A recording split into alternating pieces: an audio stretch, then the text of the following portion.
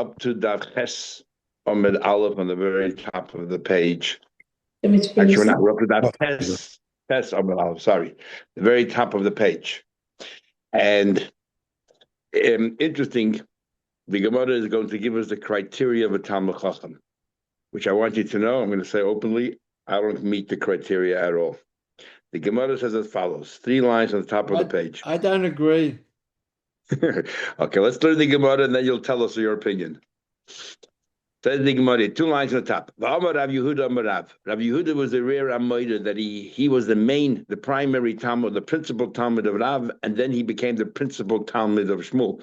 So you have throughout Shas, Amar Yehuda Amar Rav, Amar Yehuda Amar Shmuel. Wait. And we'll have it here as well, right? One after another.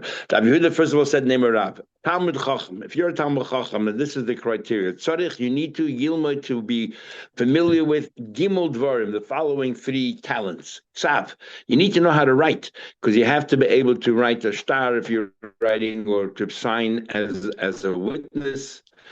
It seemed that writing there was a rarity, and not too many people knew how to write. And Rashi said, you need to know how to sign your name. It means Safras, to write a Sefer Torah. You know, the Rama Rutenberg, when he was in jail for many years, he wrote a Sefer Torah by heart. And his Safras skill wasn't great, but he wrote the entire Sefer Torah by heart. And so Ksav, Shchita, a Rav has to know how to shecht. And Umila, a Rav has to know how to be a moil.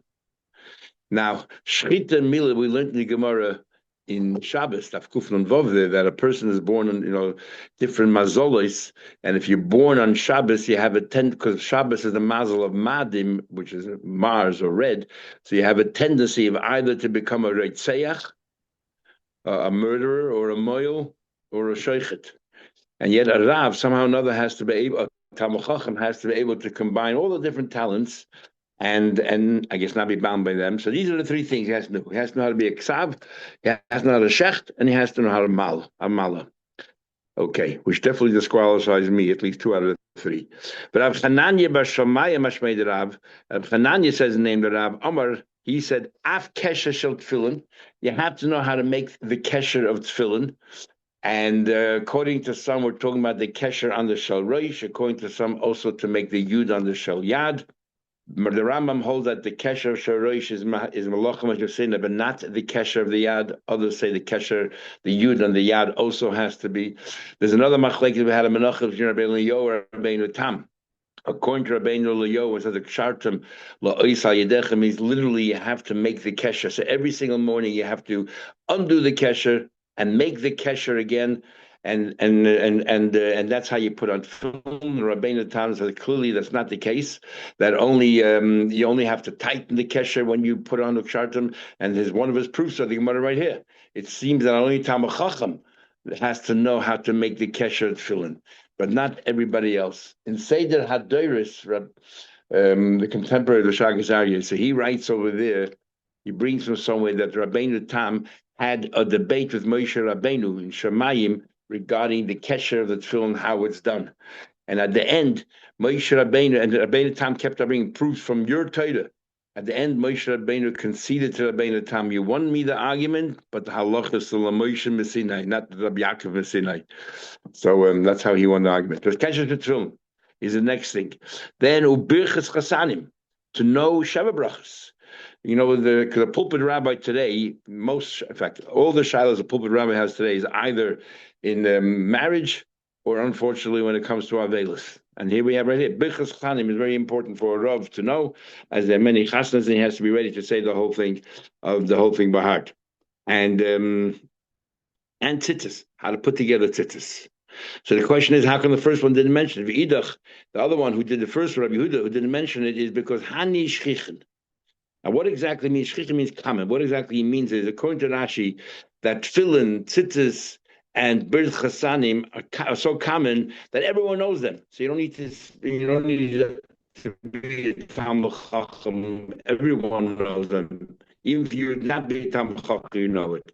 Rabbi Gershon means since so many people know it, you would just ask someone else to do it for you. It doesn't matter if the Talmud Chacham knows how to make his own tzitzis or his own tefillin. And another pshat is that Hanishichin goes on the first three. Like Ksav, Shchita, Mila, these are the most common things for a Rav to know how to do. And therefore, that's what a Rav has to know, a Talmud Chacham has to know. So anyway, that's the criteria of a Talmud Chacham. So let's go further. Now goes Rabbi Yehuda name of Shmuel. And we're going to talk about the laws of Shchita, going back to what Chulin is really all about. So first, Rabbi Yehuda name of Shmuel. Kol tabach, any sheichet, she'ena yodeya hilchos shchita, if he is not familiar and is not totally aware of the laws of shchita, asal lechem shchitase. You're not permitted to eat from its shchita. The elu hein hilchos shchita. When you're saying hilchos shchita, which laws are you referring to? These are the 5 laws that we discussed at the beginning of when we gave an introduction to Chulin, which are follows, and we'll learn more about them in detail later on. Number 1 is shehiyah.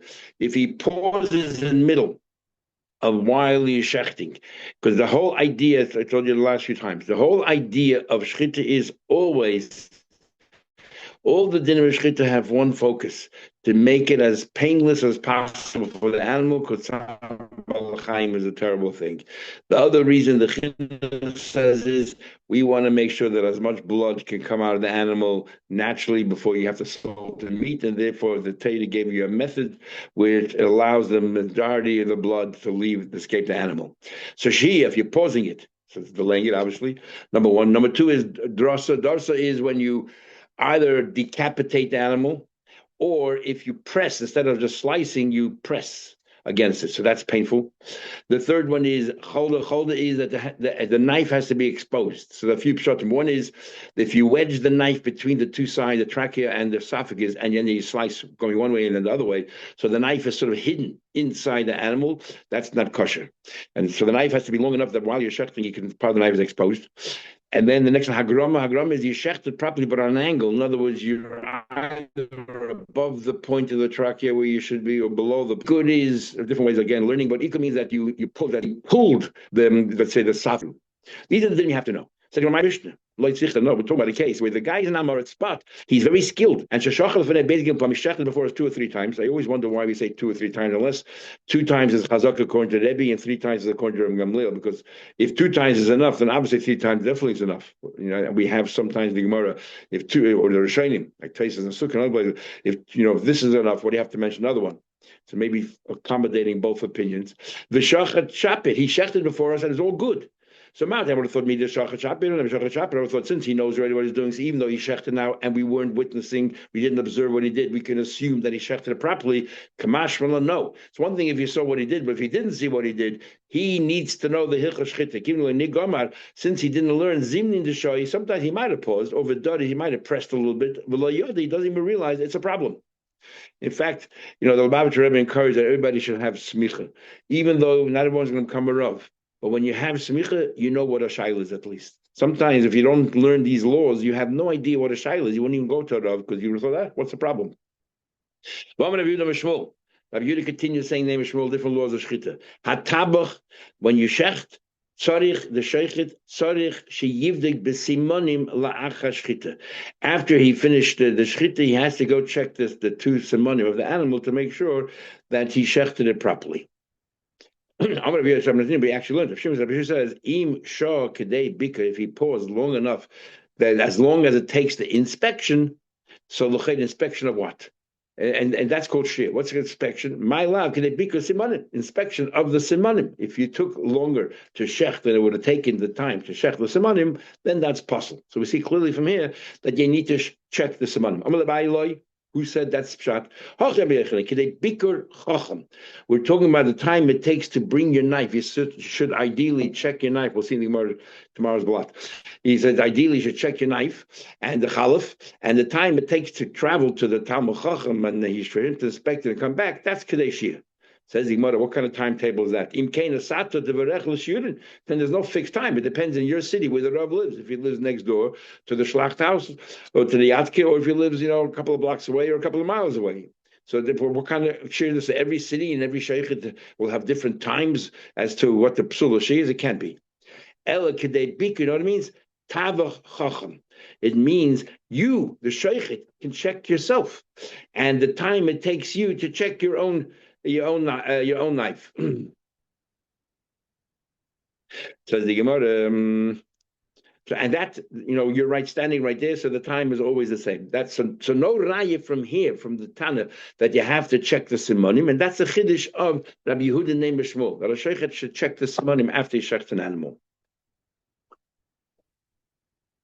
So the Gemara, loy bod, if you did not check the simonim, Mike, can we rely that the animal is kosher, that you shechted it properly, or not?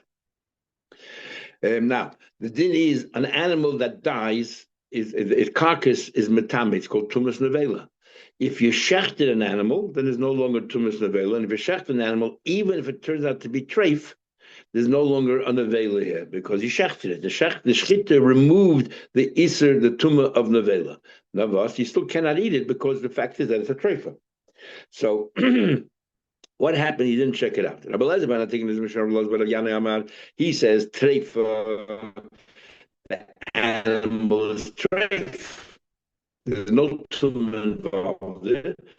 The animal is treif va'asura ba'achila. You're not allowed to eat it because we don't know whether you shechter it properly or not. However, from the Maslitan and the Brisa we learn the vela, the animal actually is in a vela. We say there was no shchita here, maybe there's no shchita here at all. And if there's no shchita at all, then the animal is like died a natural death, and it's in a vela, and it's metame b'masa. You tell me by lifting. The ma'ikam. What exactly is the crux of their argument? They're arguing in a statement that Abhuna made and how to understand Abhuna. An animal while it's alive, every animal, we already had this before as well, any animal while it's alive is becheskas iser oimedis. Every animal, till you made the shchita, is aser. In fact, we discussed in our introduction last Friday, like Moshe Shabbos, what exactly the point of shchita is. Is it mitzvah asay? Is it only that if you eat it, there's an aveda to eat them lachai? So Rashi shita throughout Shas is, an animal while it's alive, there's an iser on an animal called eva menachai. If you eat it right now, you're eating a limb from a living thing, even going in the Shem Mitzvah, you're not allowed to. However, Taisus and Bay, another place to learn, the Easter of an animal while it's alive is not the Easter of Eivah Nechai, but the Easter of Eino Zavuach. No, there's a mitzvah to shech, and Kolzman, you didn't shecht it, it's not, the animal's usher because you didn't do the shchita, which is the enabler to allow you to eat it. But either way, there's an Easter on the animal. So says Abuna, every behema has a cheskes Easter. Now we're going to talk about chazaka. In fact, that's what we're going to be talking about in the next blog or so. Chazaka is something that whenever we're not sure, what is the situation? Did the situation change? We say, you know what? Let's see what the situation was prior. The status quo. Chazaka is the status quo. How was it now? The logic behind Chazaka is disputed by the Acharonim, whether there's actually a logic to this concept of status quo. Why should you follow the status quo? If there's perhaps there was a change, or we saw something that indicates to us there's a change, and if we don't know exactly what happened, why rely? What does the status quo have to do with the fact that to have any bearing on the kind of change? Or so is it halacha Moshe Messinai, or is it a logical thing? Since we don't know, it's probably it's still the same whatever was before. So says Abuna, a behemoth is usher until we know that you shechted it properly. So if you don't know if you shechted it properly, leave it as status quo, that it's usher. Behemoth know how you shechten. But now, then he says the second statement, which we will discuss later. Nishchita, if you did shecht it, so shchita makes the animal kosher, unless you have a question. Unless you have a question and maybe became trade. In other words, the animal is after you shecht it, and we know that the shechita was all right. We say that that's becheskes heter. We'll discuss that soon. Says the Gemara. Let's understand. So what's a machlekes on the first din of Ravuna Masa becheskes iser kaima? One holds that that's becheskes iser. The animal is also till now. Now, and now we don't know whether you shechter properly because you didn't have an opportunity for whatever reason. You forgot to check the simonim, and therefore he says is vahash tamesi. So now we say, well, the animal now is dead, and therefore we'll say that it's an avela. It never became mutter. Yes, we'll continue with the iser of a becheskes tumah. While the animal was alive, the animal is not tummy. A living animal is never tummy; it's only dead. So since it was never tummy before, it's not tummy now. What exactly the argument is? There's a concept called marzikin me'iser le'iser. Machlekes Rishonim. When you have one iser and then you jump to another iser, do we say, well, there's a cheskes iser till now, it's still aser? Or do you say, one second, it's a different iser altogether? The animal while it was alive was iser evim and achai. And now, we don't know if you shut it properly, we'll say, well, we're going to jump to the new iser called iser nevela. The question is, and the same machlekes regarding mitzvah, but different poskim. The idea is, what's the idea of an Aveda? Is the idea of the Aveda is that you went against Hashem's word? Is that the idea of Aveda? But we don't really care the particular Aveda. An Aveda is an Aveda. The point is that you disregarded what Hashem said, you transgressed. Or is the Aveda is much more than that? It's very important, the particulars of this Aveda. That's the Aveda, the particulars of it. And that's a machlekes. If you hold that the idea of Aveda, the principle is you transgressed against the Eibish's wishes, then we'll say machzikin mi'isel isha. There's an Aveda, this is an Aveda. Who cares if it's the same Aveda or not? It automatically, there's a segue here from one Aveda to the next Aveda, and therefore the behemoth is still becheskes iser. We don't know the shechita was done correctly, and therefore go straight into tumah. The other opinion says no. The Isa is very important. The particulars of the Isa. This Isa is Evim Lachai. You want to introduce now another Isa of Nevela. One thing has nothing to do with another, and since it was never an available before, there was no tomb before. We don't know the shechita was proper. We're going to rely that it was not tummy before. It's not tummy now either. All it is, you're not allowed to eat it because you couldn't eat it before, so you cannot continue eating it. We don't know if the shechita was proper. That's the maswara machlekes. Saying further. Gufa, let's analyze what Huna said. Huna said, Behema b'chaya b'cheskes Behema b'chaya Behema while it's alive. Is b'cheskes Isra medes is a cheskes Isra ad sheyivod alocha till you know b'amen nishchata how it shechted. That part we understand, but the next part is nishchata. If he did shechted, is b'cheskes heter medes, and we say that the shechita is all right. Ad sheyivod unless you know b'amen for how it became treif. Now l'chayda, all he should have said is if he shechted, it's kosher. By saying until you know, it sounds like there's a suffix. What's the suffix here that you're now saying? Well, you know what? There's a cheskes heter we're alive. What suffix are we discussing here? But let him just say outright. Your shechter, it becomes mutter. Even though there's now a question mark, nevertheless, we're going to rely on the chazaka. What question mark? Rab Abba asked Rav Huna a following question. Zav came along a wolf, and it took the intestines. Mao. Now we don't know. We never checked a chance to check the intestines, whether there was a puncture there. We'll learn all the dinim later on. Because a wolf came and took it and snatched it. Says the Gemara. So in other words. So you said we're talking about a suffix that you see there's some defect over here. The question is when that happened. But if the wolf took it away, we don't see any defects. Not the whole lesson. There's nothing here to discuss. There's no reyes here. There's no defect. Ella nekev b'nei ma'ayim. Nakav b'nei ma'ayim. The wolf went ahead and punctured the intestines. So the question is, were these puncture holes there before? Or therefore it's a treif animal, or it just happened now? We just saw the wolf, the wolf coming and puncturing it. What's the shaila? Why would you think that there were Ella notlan veherzin? We did not see the wolf puncturing the intestines. All we saw was the wolf snatched the intestines, took it somewhere, and then brought it back. And now we see all these puncture marks. The question is, were these puncture marks there prior or not? And right now there's a reyes, so we see these puncture holes. Are we worried that maybe that there was already existing holes there before the animal was strafe, and the wolf just placed his teeth there? Or we say these are new, and they were not there before. It's a suffix, and that's why the Buddha.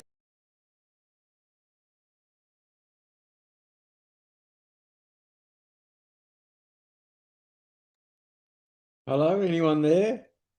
Yeah, I'm still here, but is it my phone or the rabbi's? No, we've all dropped out. Okay, good. Thank you. I think what happened was he's had a bad connection anyways. Everyone had a bit of trouble with the connection. Yeah. It's been dodgy all day. Okay. Oh. Excellent. Okay, All right, Michael, can you keep leading off, please? You're the Well, I was closest thinking maybe Simon can keep going. Wishful thinking. If you think I've got half an idea, let the doctors continue. They've got a good idea about biology.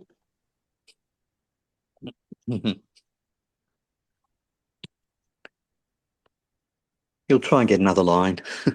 Unless he doesn't know he's dropped out. Anyone got a phone line? Want someone message him who's got a direct line to him? Gary, you got No, I'll just send it as a message in the message WhatsApp. him that he's dropped out.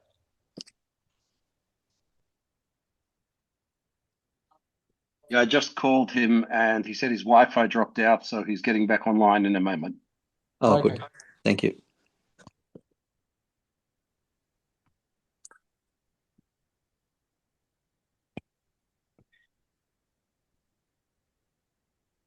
He's coming back on. He is reconnecting. So hold tight.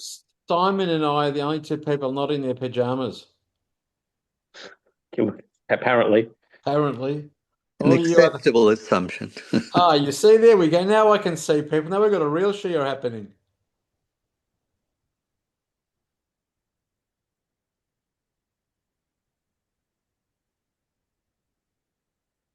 Michael, will you give us a tour of your study? A tour of my study? I'm on the computer. I have the computer's on the desk. Yeah, but I can see a guitar in the background, and I have 5 guitars in the background. 5 guitars. Is there a water bottle behind you? Wait a second. Is that an X-ray behind your head? That's a security. The security cameras. X-rays are more interesting. No. Now I've got to move my computer back. Okay, sorry. I'm back. Welcome back. Sorry. Welcome back, Cotter. Yeah, you dropped out just after the Mishnah. Okay.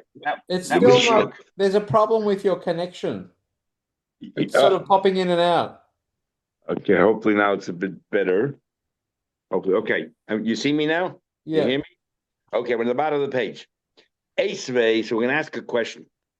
So you say that what? That there's a cheskes heter, you checked it properly. Now you have a reyes. The let's say the intestines were taken by a wolf. We decide that the animal was probably kosher. So here's a question. It says, if you saw a pigeon that was eating from a fig, or a mouse, or a mouse that was eating from these melons, and and we are worried that. What are we worried about over here? What's the big deal? We're worried Shema b'makam nekev nokav. Maybe when they were picking and they were chewing or they were eating, there was already an existing hole that a snake who might have placed some venom there, chewed from before, is a sakana. So you have to stop eating. Yeah. So we see clearly from here that we are worried that maybe there was an existing hole prior. You just said when it comes to the animal by shechita, we're not worried that where the wolf put their teeth, there were punctures there before. Says the Gemara on Malay, so he answered it back. What are you comparing? Mika medamit isuda l'sakanta. I'm talking about an Isser. By an Isser, we say, well, we rely on the chazaka. When it comes to sakana, we're not going to rely on chazaka. This is dangerous, and therefore we're going to be very stringent, and we're going to say if there's a slight possibility that the snake was there, we don't want you to eat from it. Says the Gemara. So he said, what are you comparing? What are you asking me a question from sakana to Isser?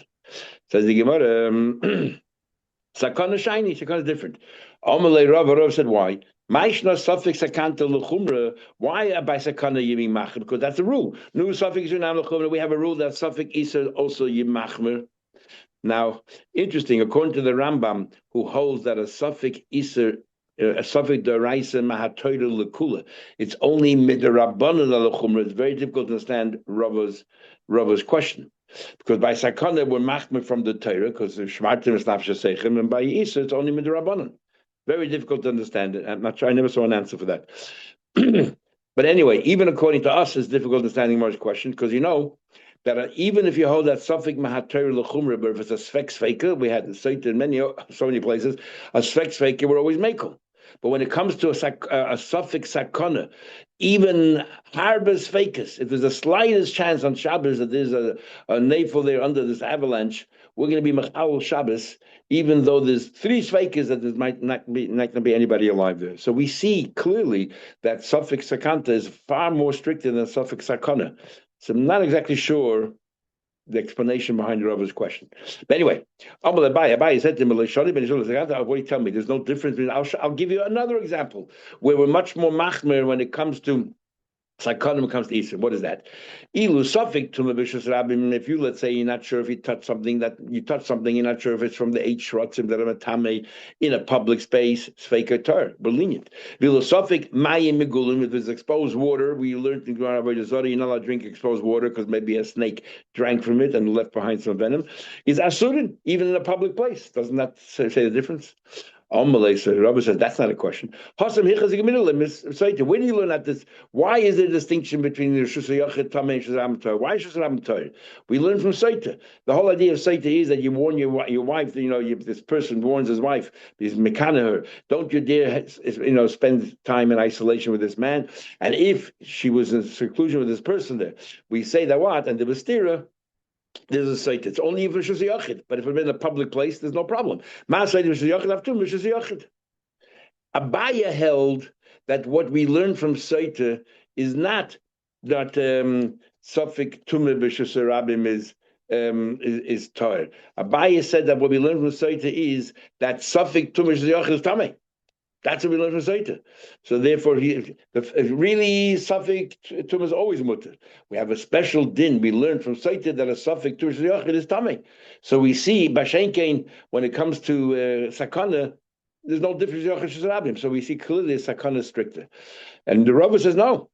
There's no difference by suffix deraisa also between Shusayach and Shusarabim. There's a special limit from Saita to tell us that in Shusarabim you are potter. So really, that there's no difference in tumah between suffix iser and suffix sakana. That's Rava's question. The Gemara says, Moshe Rav Simi asked the question. He said, "Sheretz mefi chulda." Let's say there's a sheretz in the mouth of a weasel. The chulda malaziga bekikre shel truma, and this chulda is not a metame, but the sheretz is metame. Now the chulda had a sheretz in its mouth, a rodent in its mouth, and it's walking atop of these loaves of truma. And we have a question: did the sheretz come in contact with the truma? Not suffix naga or naga. The din is sveika tar. The din is that a suffix is tar. The suffix mayim megulim is asurin. Suffix mayim megulim is asur. So clearly we see Rabbi Huna is right. There's a difference between a suffix in iser or tuma and a suffix when it comes to sakana. So Rabbi again defends himself. Hasam nami, that's an exception because hilchos gemir la mesaita. One of the things we learn from Saita is mas Saita, just like Saita. When are we machmer by tuma by Saita? Only dover sheyesh by das lishos. People, you can ask them, what did you do? Did anything happen? Only thing that you have das to answer. Here it's a sheretz and a chulda. The chulda can't speak, so therefore we don't say suffix tumah is asur. So the question goes back. What's the difference? So Rava says, why should there be a difference between suffix sakana and suffix isa? Amar Rasha, I come prove it to you. We learned that when it comes to the paradumas, you have the ashes and you have the water, and you mix the mayim chayim, the spring water, into the ashes. So tzloichis, if you have this jug, shenicha megula, if you left it exposed, so you have it there exposed, and then you found that it was open, that it was exposed, that it was uncovered. So it was uncovered. A chulda is the only animal when it comes to the mayim, the water that you use for a paraduma. Chulda is the only animal that's a problem, nothing else. And why is a chulda a problem? What's wrong if an animal drinks some of the water that you plan to use for paraduma? So the Rashi's first shot, which Chases doesn't really understand, the first shot Rashi is that the chulda, all other animals when they drink, it goes into the mouth and that's it. Nothing pours back in. But But when the chulda drinks from the water, some of the water runs right out. And one of the dinim of the water is just like by Netil Sedayim, that you cannot use water for Netil Sedayim, that work was done with it, the malacha was done with it. Here too, the chulda, by drawing the water and then pouring it back in, is like a malacha was done with it, so it is possible. That's the first Rashi, and Tesis has problems with it. The second Rashi is the only water that can be used is mayim chayim, direct spring water. When the chulda draws some of the water and then pours it back out, the water now is treated like mayim she'uvin, drawn water, and it's no longer considered spring water. It changed its status, and that's the problem. Okay, so what happened was you left it uncovered, and then you found it. When you came back to the water, you found that it was covered. So obviously somebody tampered with it. Animals don't put covers back. So the probability is that high probability was done by a human.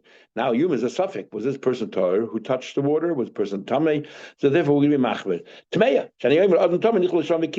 I'll say a Tameh person went in there and covered it. What about hinicha mechus? You left the jug covered. Uba. And you came back. Umatza megula. And now it's exposed. Now there's a good chance that it wasn't only a person, it could have been an animal as well, pushed the cover off and drank from the water. So now we say as follows. If a chulda is possible for a chulda to drink from there, or a snake, Gil holds that a snake also has the same issue and passes the water. If other waters joined in, like dew, that ruins the mayim chayim, and Balayla possible. It is possible. But if, let's say, of course, so we're not worried about tumah at all. All we worry about is the water's kosher, not kosher. But we're not worried that maybe a person came along and touched it. Now, why aren't we worried? Why aren't we worried? What's tal got to do with it? Because it's additional water. Mayim Chaim has to be dedicated strictly spring water. Mayim Chaim, Mayim. And now that some dew fell into it, it's you have other water there as well, right? Extraneous, and therefore it's a problem. The Amar Rabbi Shmuel says, "L'chayda." What do you call it? First of all, why is there a distinction between the case number one and case number two? First case, we say entertain the idea that a person didn't tell me. Second case, we don't think about a person. So, Matam, what is the reason? It's common for shrotzim to remove the cover. Now, even though a person also might remove the cover, but look at the probability. In the first case, animals don't put the cover back on. It only be a person. So 50-50. Person tamei, not tamei.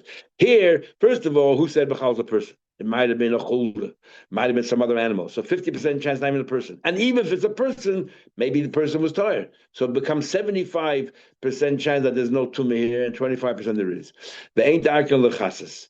So right. So when there's a roiv, a probability, we'll say okay, it's mutter. Or inami, another. This is a gift of Rashi. Other Shem take it out. Inamior, time with the only problem here is that the state has changed. It was a cover, uncovered, and vice versa. Time with the nicha megula, b'matz mechusa. You left it exposed, now it became covered. Mechusa b'matz megula was covered, became good. Ha matza kamoshi nichel. But if you came back and you found it exactly the way you left it, there's no problem, right? If you found it, you left it covered and came back, it was covered, or you left it exposed and came back exposed, there's no problem, no issue. Now, that's by suffix isa. Yet, v'ilu suffix may megulim, when it comes to exposed water, the din is that asurin, that it is asur, that even though it could be a person came and touched it and so on and so forth, or other shrotzin that was not a snake, no, we're going to be machmir that maybe it's a snake, even though the chance of that happening is very slim. Shmamino chamira sakanta miisur shmamno. The right for me that sakanta is stricter than isur, and therefore you can't ask a question of huna from the case of the tzipper that maybe a nachash with the nachash punctured it, even though the tzipper now is eating the same place. That we're worried about a nachash, but when it comes to a ze'ev taking the bnei ma'ayim, we don't say, oh, maybe they were punctured there before and the animal should be usher. By isur we mekel and by sakana will be machmer. We're going to pause for 1 minute. If anybody wants to stay on, we can learn another block. Yeah. Does this not go against the klal that I've always been taught that suffix deraisa lechumra, and now we're saying not suffix deraisa, not lechumra. We're saying lekula. Okay. That's okay. There are two things.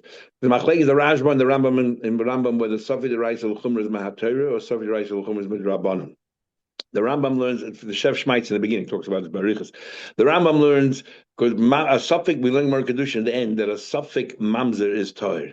So the Rambam learns from there, so we learn from here, l'kol toir kula. The suffix matoira is lekula. It's like by mamzer. And Rabban Lamachmer. The Rashba holds no. On the contrary, the fact that you need a pasuk by something mamzer to say that we are lenient, then that means everywhere else we are going to be machmer something about Torah Chumrah, but only if it's, let's say, 50-50. Here you have a case of roiv, right? Here you have a case of roiv, but roiv a suffix we're always makel, and actually in the Gemara on Monday you're going to learn if you're Aleph all about roiv. That roiv is more powerful than chazaka. Ruba the chazaka, ruba adiv. So when you have a not a suffix, an even suffix, but a roiv, you say roiv. When it comes to sakana, we don't go after roiv. Roiv, chances are that a snake did not drink from this water. Could be it was a human, 50% chance of a human. And even if it was some animal or rodent, 90% chance it wasn't a snake, or 50% chance it wasn't a snake. So 75% probability tells you it was not a snake. There's no venom in there. Yet we're going to say, "Api Allah, you're not drink from it," because we are by Safik, by Yisurim. We'll say, in fact, the Rivash explains in Simataf Aleph, why do we say that Svek Sveikas Mutter is Matam Roiv? He said the whole logic of Svek Sveika is 50-50, and then within the 50 you broke it down further, and then it's now like 25, another 25 is 75-25. Therefore, it's mutter. Okay,